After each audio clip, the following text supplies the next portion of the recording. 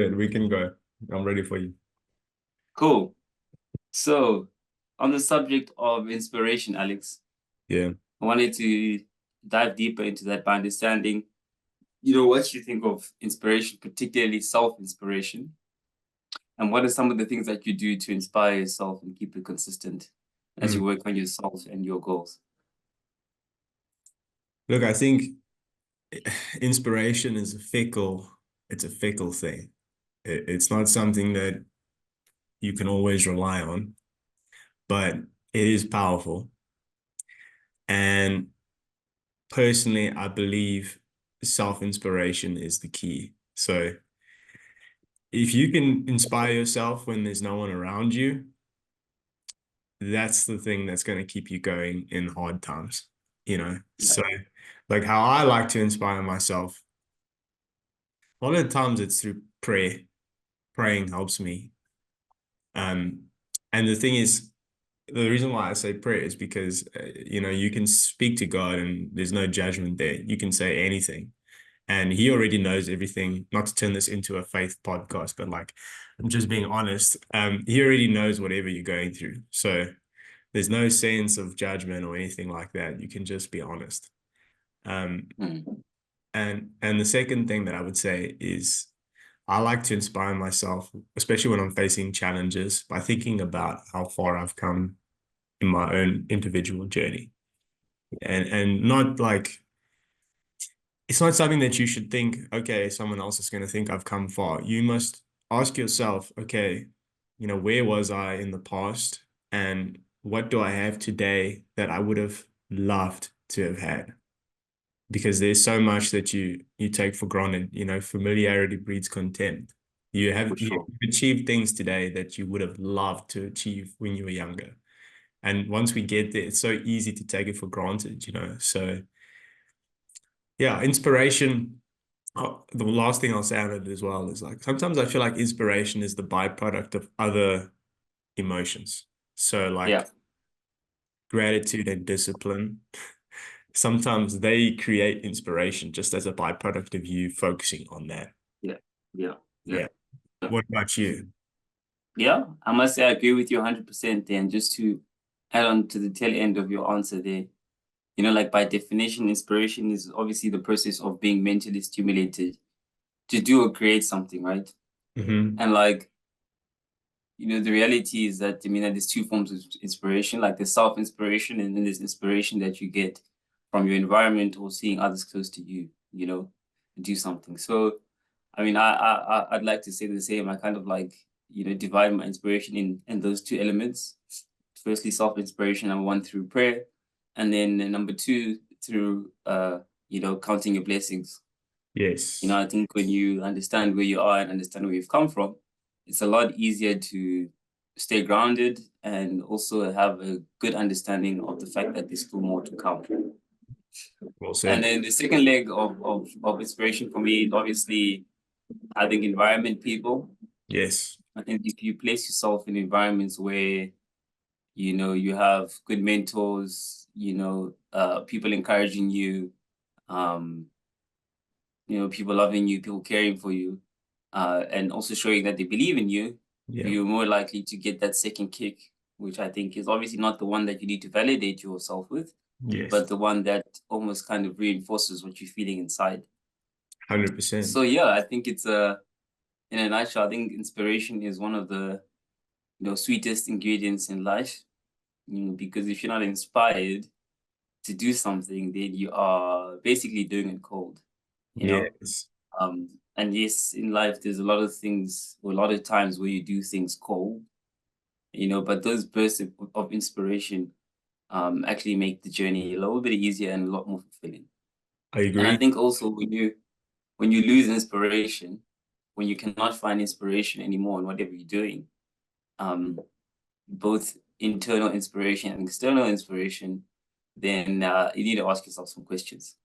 Yeah. Well, You need to ask yourself if this is still the right thing. Am I yeah, still passionate about what I'm doing? And yeah, should I maybe be doing something else?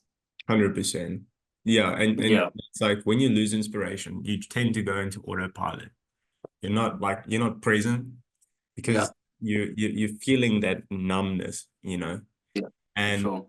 um I would add two things to that. One of the most powerful sources of inspiration is role models for me, examples of what other people are doing.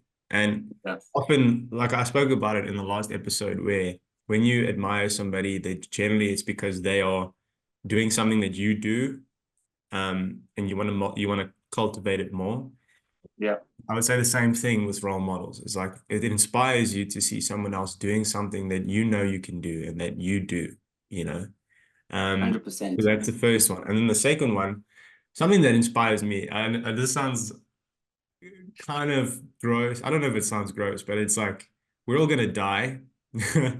And often I remind myself of that a lot. And it gives me a lot of inspiration because I'll just be like, well, I might die tomorrow. So I might as well do something with my time today. Yeah, And yeah, often it's stuff that maybe other people wouldn't think is a good use of time according to their definition of life, but for me it is, so reading a book. As silly as it sounds, yesterday I was waiting to go and vote with my family, and everyone was doing their things, and they found me reading, and I thought they shouldn't have found it weird because they know me, but they were like, well, are you okay? Like, why are you reading this book? And I'm like, no, this is what I want to do with my time. Like, I have yeah, an hour to yeah, kill. I'd rather read this book than anything else right now. Yeah. yeah, yeah, So yeah, thinking on the yeah, shortness of life can be very inspirational. for sure, for sure. And I like how you mentioned that, right? Because it also speaks to utilizing the time that you have Mm, wisely, mm-hmm. because I think being idle, like they always said, idleness is the devil's workshop, right? Correct. And I think when you're also idle for very long periods of time, you lose the spark of inspiration. Because Yes. let's be honest, like doing nothing can also get quite comfortable, right? Sure. And I think the result of doing nothing is also fueled by having no inspiration to do anything else. No, it's true. It's Yeah, true. yeah. And that leads me onto my second question, which is a little bit opposite to the first one we spoke about. But I just wanted to get your thoughts on, the importance of a pleasing personality, not in the sense of obviously being a people pleaser, but having a personality that is accommodatable, Mm, one that people can relate with in mm, both good and bad times. mm-hmm. That's a good question. Yeah, look, I look at it as having a sense of playfulness, you know, and it's something that I've tried to cultivate in the last couple of years of my life, where you can just interact with anybody, and you create these moments of connection. And you use the phrase having a pleasing personality. That can mean a lot of things, right? But to me, it is being playful, respectful, being kind, and trying to be warm. Like, warmness is what I would associate with that. And the beauty of it is when you put that energy out into the world, even if the other person doesn't reciprocate, you feel that love, you feel that warmth, Yeah, you feel that yeah, energy. So, and another thing, which I don't think you wanted to go this way with this question, but it's something that I think I'm going to throw in there, is you never know what the domino effect will be of an interaction yeah, and how you can change a person's day with that, you know? So you underestimate the power of your impact on the world, and you have a responsibility to try and be positive and try and be good. So 100%.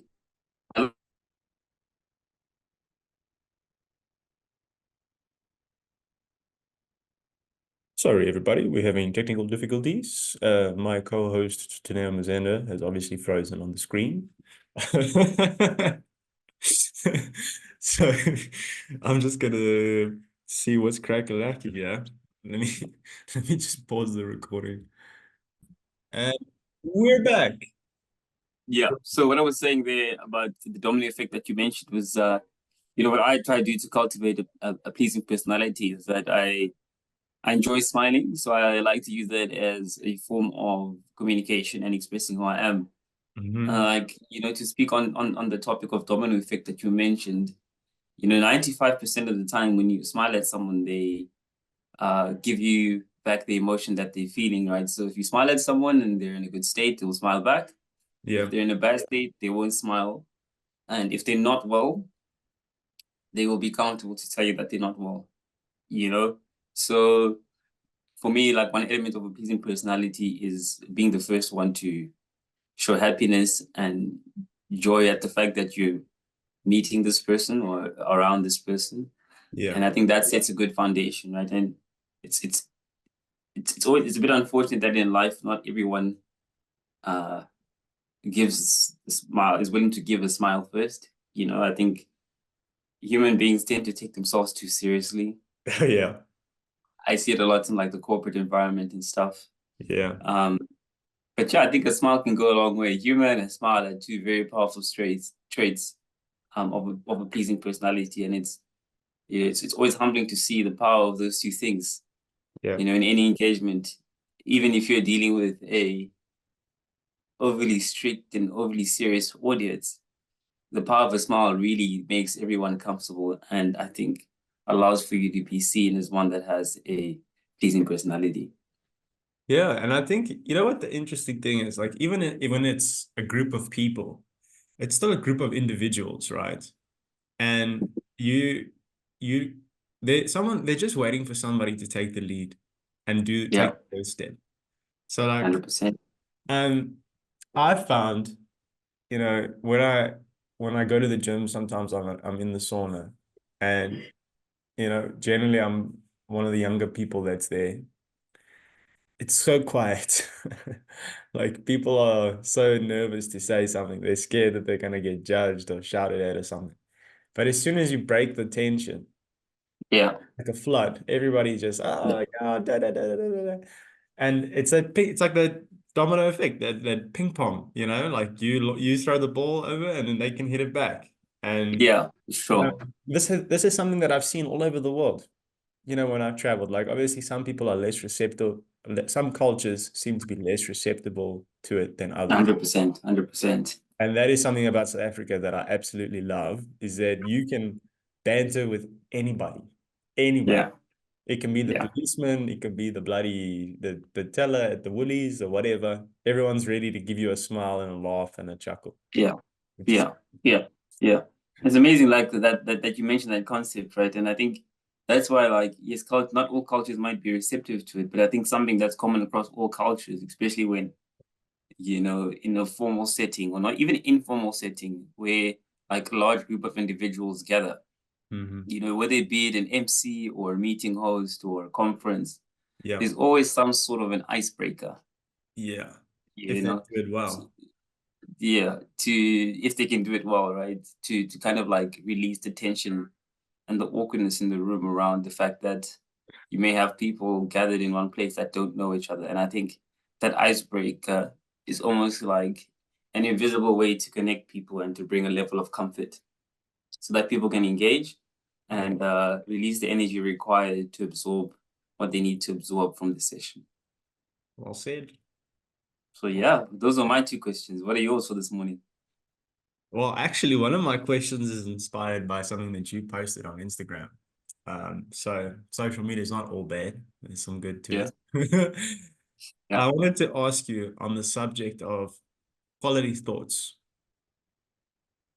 What would you say quality thoughts are, and how can a person go about cultivating them? Yeah. Well, for me, I mean, when it comes to my mind, I follow like a practice, which I mean, I don't know, in dictionary terms would be like a ritual, if you must say that. Mm-hmm. But I believe that like, the thoughts are the storehouse of creation. And it is in your thoughts where you kind of create the vibrational frequency that you are going to be in for the day or for the week or for the month. So, when it comes to my thoughts, I understand that if I have certain thoughts there will be a byproduct of a certain feeling, a certain attitude, and a certain outlook. If my thoughts aren't correct, then I understand that the three latter points that I mentioned will be directly correlated to that. So I almost view my thoughts as like, I'm planet Earth. So you get imaginative. I'm planet Earth, and I've got all these planets around me in the galaxy, right? Flowing around Earth. And the thing I do with my thoughts is that I always seem to analyze them one by one. Okay. As they come through, right? And we spoke about this other day. We as humans have the blessing of consciousness and choice. Yes. And if a thought is coming by and it's positive, I'll take it. And I'll take it. If a thought is coming by and it's negative, I will watch it and I'll let it go. But I won't entertain it, right? And how thoughts work, there's something called the law of hypnotic rhythm. Yes. The law of hypnotic rhythm basically states that whatever you entertain gains momentum and becomes habit. So that's the thing with thoughts, right? If you select a thought, you've made the decision to entertain it, and you've made the decision to think about it more and more and more. And the more you think about it, the more you allow for the law of hypnotic rhythm to kick in until thinking about that thought becomes a natural and automatic process. Wow. The same applies for a negative thought. If you watch a negative thought come through, you pick it up, you made the choice to think about it again, and then again, and then again, and then the law of hypnotic rhythm comes in until it gets to a point where you're automatically and naturally thinking about that thought. And further down the line, that thought will materialize, through the way we were created, because you will eventually speak about it, and you will then be in the state and frequency of that thought, and therefore that thought becomes your reality. So I think that's why some people can't be positive or can't imagine their lives getting better because of the state that they're in. And unfortunately, the traditional education system doesn't teach us how to manipulate your frequency through understanding how to select the right thoughts. And I think that's why people meditate. Right? That's why people meditate. That's why people do yoga. That's why people pray, because this is one of the proven ways to break the cycle of hypnotic rhythm if you have been selecting the wrong thoughts for a long period of time. So yeah, that's my thought on it. What is yours? Wow, what a fucking answer. That was amazing. What is yours? Yeah, also I look at it as like inputs and outputs. So what I read shapes my thoughts. What I watch on my screens shapes my thoughts. Who I speak to shapes my thoughts. And like you say, what you entertain becomes practice and habit. So I think about a person's character is, your very essence of who you are, your being, like what is habitual about you. So I try and be careful about it. What you were saying about the law of hypnotic rhythm is to a T my view on it as well. I mean, I couldn't have said it so eloquently, but I believe that as well.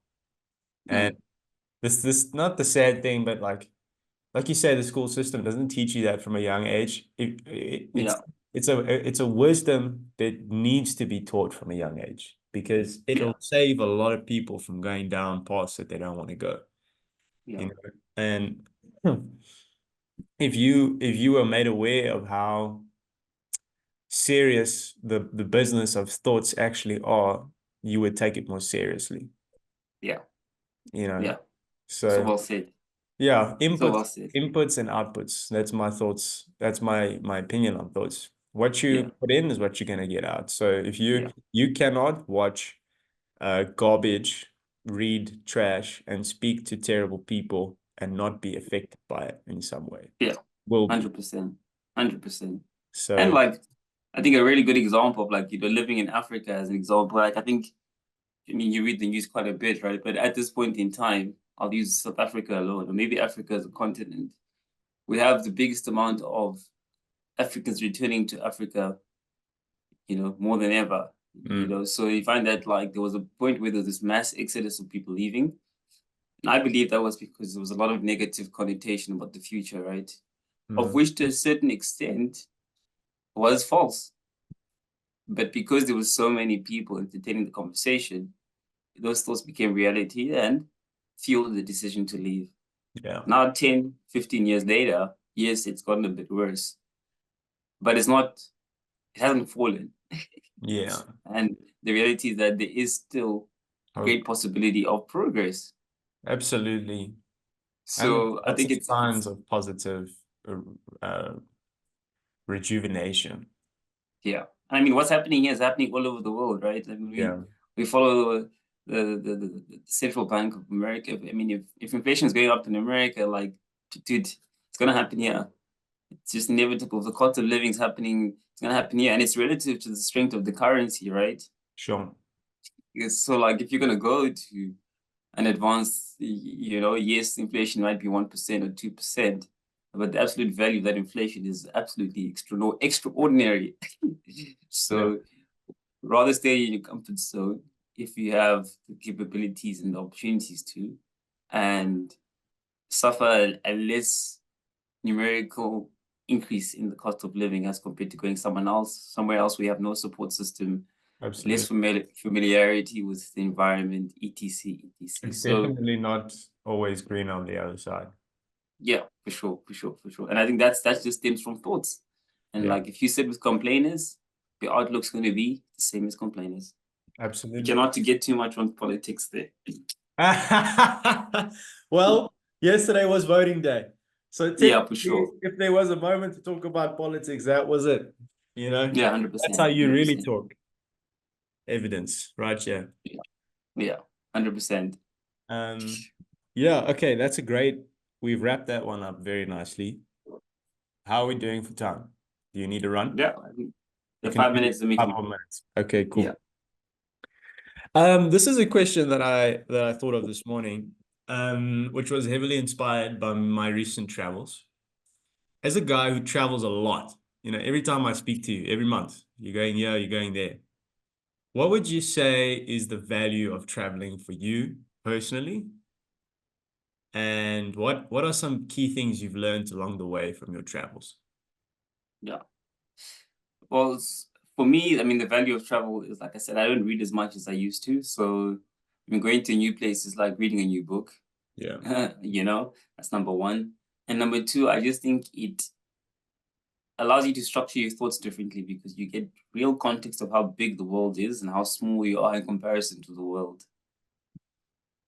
I think when you don't travel much, you tend to place a lot of self-importance on yourself because I think when you're in one place for a long time, you becomes bigger, Mm, you know? So for me, the value of traveling has made me understand how small I am in the world, and that I'm just a grain of sand in this universe.